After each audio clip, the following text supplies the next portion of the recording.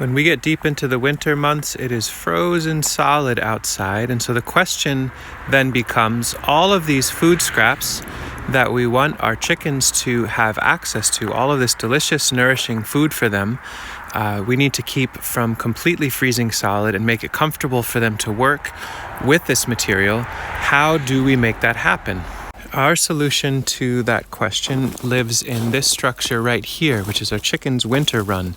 This is an upgraded version of what we've been doing for a number of years. And in this video, I'd like to talk about what this structure is, how it came to be, and how we work with it to have thawed, if not piping hot, compost for our hens straight through the coldest of winters. So stick around. The basic structure here, the aluminum tubes that you see, are from an old carport. It was an 8 foot tall by 12 foot wide and 20 foot long carport that was standing in our neighbor's yard. I noticed a number of years it was standing there with the top ripped off just in the snow and the rain, and I asked him about it and he said, yeah, you could just take it if you want. So I took lots of photos of how it went together. I found an old PDF of how you're supposed to assemble it, and we built this basic aluminum frame last winter, in the middle of winter. I talked about that build in another video and I'll link to that here. It worked fine enough, but the tiniest bit of snow and it felt fragile. It felt like wind could do a lot to it. So this year we went through and really fortified it and made actual end walls. And I'd like to explain how that came together because it's doing a really nice job so far. We'll talk about the compost flow in here. Ooh, it's nice and warm right now. But let me talk about the end walls first. So recently I mentioned how we get slab wood from a local locust mill. This was some of the more challenging material I've worked with. This is like triangular and trapezoidal locust pieces, but they work fine enough for a door that doesn't need to have an actual hinged door. And I'll talk about this poly flap idea in a moment. But basically what I did is on either side of this door, I sharpened some locust staves and I used a sledgehammer to whale them deep down into the ground, as deep as I could. Got them relatively vertical and then screwed in these upright pieces that I cut at an angle so that they touch the aluminum, they touch the tubes, and then there's a face plate on either side that screws in, that's cut and matches the outside of the tube, and then a wire that goes through and is twisted super tight. So what that does is it makes it so that the two end aluminum tubes can't really get pushed down by snow at all, and they can't really flex back and forth. So it takes all of the wind pressure out of this, and it makes a very straightforward place for the door to be mounted to, which I'll talk about here. You can see it on this side, super wonky. I mean, there's a weird angle on this one, but it all comes together in the end, and for the chickens, they could care less. But basically, the poly has come over this doorway. I have it battened on the outside, which I'll show, and then I just cut a slit up the middle, and I'm using simple binder clips to keep the door open. You can see on this side, we just have little screws. So if it gets real cold, we can take that off. We can close these at night. We haven't had it cold enough yet that we have to really button it up, but we can take both sides down, fold them over on each other and clip them, kind of like a bread bag, and make it so that drafts don't come through here. But in general, it's warm enough in here now with all the composting process that it doesn't need to be buttoned up at night, and this way there's good fresh air for the hens.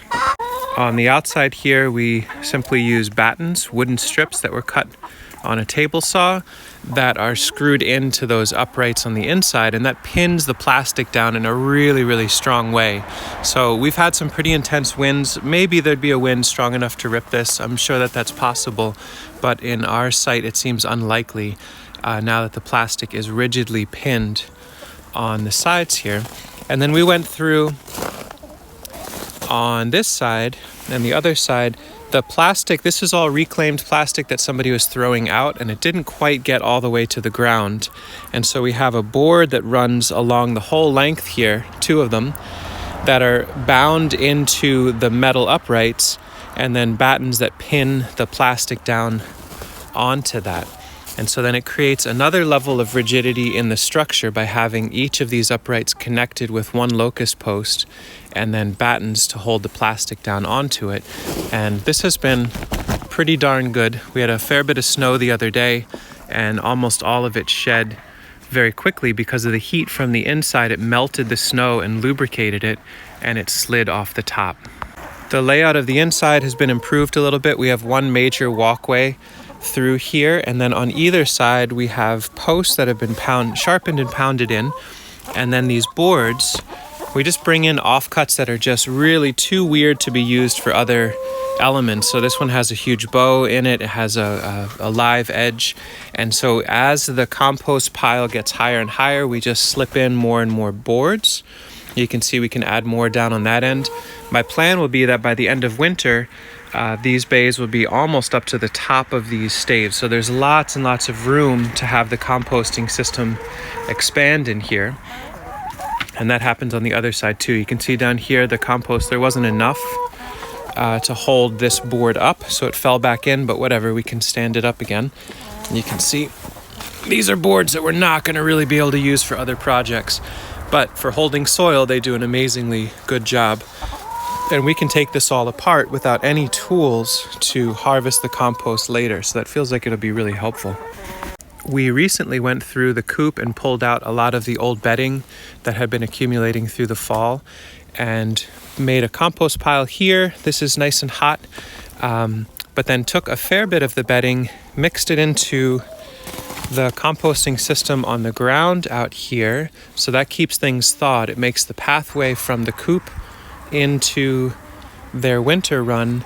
It does a really good job of melting a little bit of snow. You can see everywhere that radiant heat from their bedding was laid down. It helped melt the snow. So that's a nice useful function. And then we took the bulk of the bedding, which has a massive amount of composting heat left in it, and took this corner and built it up very, very deep, put a pallet on top and moved their milk and water onto this. And what is sweet about that is all the radiant heat from the compost comes up into these containers, and it keeps it all pretty well thawed. We've had some nights down in the low teens, and even with this door open, by early morning the next day, everything is thawed out in here. And if we needed to, we could put plastic over that if we get down into single digits. And so then if we have fluids, or if we have bone broths or things we want to share with the chickens, we have a radiant heater system based on their old bedding, cooking and keeping it warm. Over time, we're going to chip away at taking all the compost in this back area and moving it to this staging area. Little by little, wheelbarrow by wheelbarrow, we bring it over, we dump it, then we mix some leaves, we mix some sawdust, some wood chips. So basically we get our compost ratios right, roughly in this area, or I dump it into the main walkway for a bit, and then as time allows, especially if it's snowing or raining, then we can be working inside comfortably, just like the hens can, and we can take it from the walkway, get it up and into the beds. And so each time we're doing that, we're able to get the ratios just a little bit better, get a little bit more oxygen in, and by the time it gets into these beds, it is super alive and really healthy. And part of the reason why all these hens are sitting on here is because it is also very, very warm. So you can see all of these sprouting seeds back in here. This is a frozen winter day, and I would guess, oh, there goes a worm. They're basically working with soil that is warmer than if it was in the summer. This whole structure cost under $10 to build because we found the carport for free. We found the plastic from a greenhouse that was getting reskinned anyway. We used waste stream lumber and used very lightweight infrastructure. You can see this lattice work of 14 gauge wire just to give the plastic a little bit more reinforcement. It's amazing how weak these structures are in their initial manufacture, but with some support for snow loading and a little bit of a web to keep the plastic up, and then battening and tightening and flattening the sides, the structure should be able to handle the winter really nicely and probably generate many, many, many cubic yards of compost as a byproduct for keeping our hens happy and healthy and well fed during the winter. We'll make some more in-depth videos on the process, the flow that we use to keep this active during the winter, how we load in fresh compost, how we keep the sprouts a-sproutin' in, and keeping the hens active. But I wanted to just share the basic infrastructure of this structure. Let me know if you have some questions about how this came together and what sort of improvements you would like to see or would have done. What sort of things are you doing to keep your hens happy and comfortable during the cold winter months, if you're in a cold climate like we are? And probably, the next video will be a chicken TV based on getting their fresh load of greens in what would be a pretty improbable landscape without this sort of infrastructure.